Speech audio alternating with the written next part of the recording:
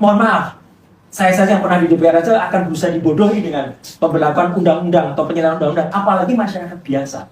Jadi kami mohon nantinya analis Komnas HAM bisa menyampaikan kepada Komisioner Komnas HAM Republik Indonesia agar membela hak rakyat, membela hak asasi manusia rakyatnya, terutama rakyat Indonesia, agar kami bisa menggunakan hak asasi kami, termasuk hak bertanya, hak meneliti, hak mengungkap kepada publik sesuai dengan undang-undang yang tersedia di Republik Indonesia.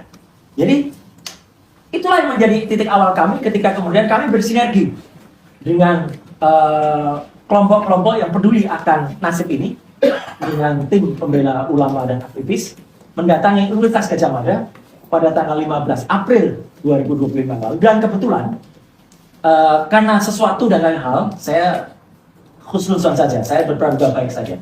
Karena sebenarnya ada suatu kejadian yang dialami oleh teman-teman dari KPUA di jalan, ya, dihambat di perjalanan.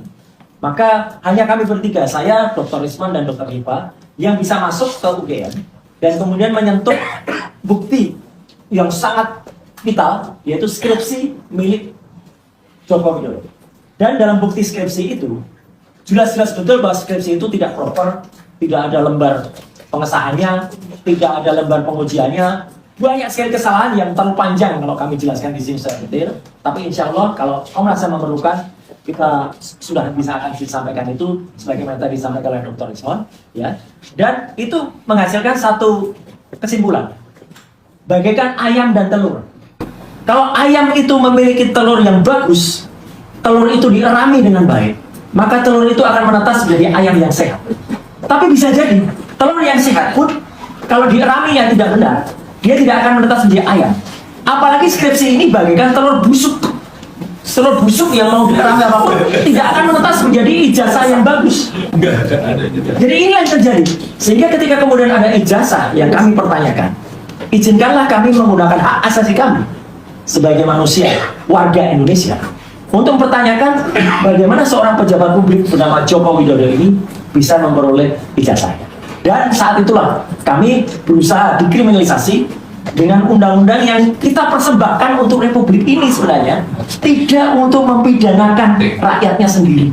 Dan kami mohon sekali lagi dengan kebesaran hati, setelah nanti dianalisis oleh para analis dari Komnas HAM, ya, Bu Grace dan Pak Lulu dan para komisioner di Komnas HAM, kita dibantu selaku umat manusia, dan kita juga tadi yang disampaikan Dr. Tifa, karena kita menjadi bagian dari seluruh masyarakat global di seluruh dunia. Saya kira itu permohonan kami cukup singkat saja.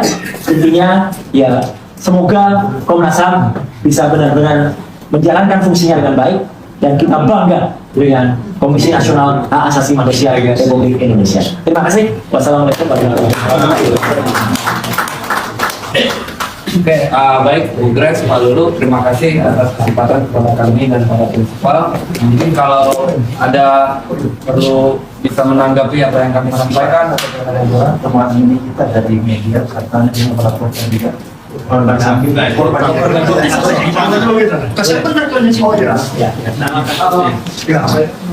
Saya mungkin singkat saja. Jelaskan dulu nama. Saya Michael Sinaga.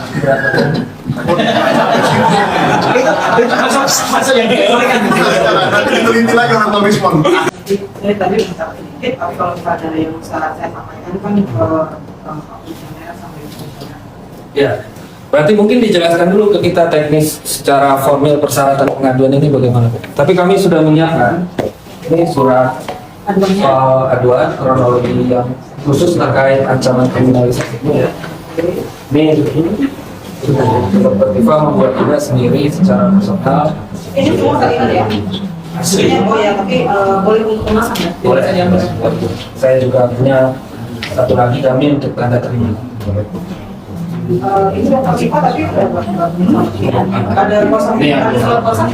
Nah, surat kuasa kami saat ini karena memang urgensi, kami masih menggunakan surat kuasa yang kami susulkan laporan kita sebagai terlapor. Oh ya. DDR aja ya kasarnya. Ya, kalau untuk kriminalisasi kan berarti tidak ada ininya yang panggilan dari Sudah ada juga. Sudah ada. Nanti kami kirim juga di lampiran. Saya buat ada terima dulu. Iya, ya. Nanti kalau misalnya permintaan untuk audiensi dengan komisioner. Suryo, dan kawan-kawan, jantung aman nggak? Jantungnya aman nggak sekarang kira-kira ya? Paling berek, berek, berek gitu. Soalnya kan kemarin itu keputusan ijazahnya Pak Jokowi itu sudah dinyatakan sah asli ya. Kira-kira jantungnya para Roy Suryo dan kawan-kawan ini aman nggak? Sudah teruji di ahli forensik, sudah teruji di berbagai macam dalam 3 hal, mulai dari tinta, kertas, dan tulisan sudah teruji bahwa ijazahnya Pak Jokowi dinyatakan asli. Ini Roy Suryo dan kawan-kawan ini sudah gemeter ini.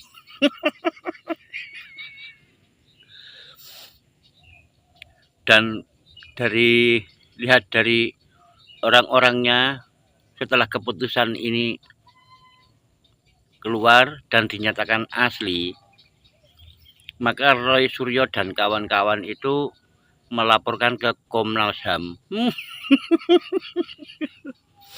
Melaporkan ke Komnas HAM kalau mereka minta perlindungan.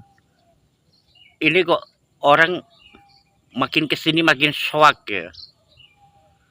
Dia yang bikin gaduh, dia sendiri yang minta Jokowi datang ke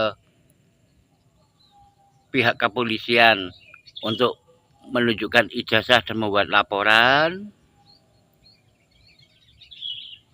Dia sendiri yang minta Jokowi menunjukkan keaslian.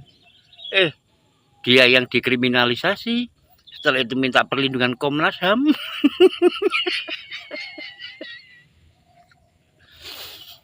Emang ini 4 sekawan grup ini bikin kita menangis teman-teman. Dia yang bikin ulah-ulah sendiri, malah dia sendiri yang mencari perlindungan, kan nggak masuk akal gitu loh. Dan lagi si Roy Suryo juga nggak terima kalau ijazahnya di sini dia akan mendatangkan seseorang ahli forensik dan lain-lain untuk menelitinya, entah dari Amerika entah dari mana kemarin itu. Nah kalau gitu kan dia itu ternyata si Roy Suryo dan kawan-kawan itu kan antek asing. Dia itu tidak menerima dan tidak mau dengan keputusan yang ada di Indonesia yang benar-benar sudah teruji. Dia malah memilih akan mendatangkan seseorang yang dari luar negeri. Terus maunya dia itu loh apa gitu loh. Nanti kalau dia kena penjara, nanti yang disalahkan Pak Jokowinya, pelanggar undang-undang ITE atau apa itu. Kan salah dia sendiri gitu loh. Nah, dia mengatakan kalau Roy Suryo itu sebenarnya undang-undang ITE itu tidak ada di pasalnya dan dia ditekan dan dipaksa supaya untuk menjerat di undang-undang ITE. Loh, kan si Roy Suryo itu keluar-keluarnya di sosial media tuh. Mari dari apa itu aplikasi X, setelah itu dari TikTok, Instagram, setelah itu YouTube dan lain sebagainya. Ijazah Jokowi palsu. Yang keluar-keluar palsu siapa gitu loh. Kan dia sendiri gitu. Nah, kenapa kok sekarang itu dia itu malah mengumbar omongannya kalau pasal-pasal itu dipaksakan untuk menjerat dia. Nah, emang dia itu kan sudah melakukan hal tersebut gitu loh. Kan aneh gitu loh. Aneh bin ajaib. Terus kira-kira itu Roy Suryo bisa memakai baju oranye enggak? Dan itu tangannya itu dikasih gelang yang berwarna krom. Ya udah, kita ikut aja ya dan kita lihat persidangannya. Salam merdeka di bumi Nusantara.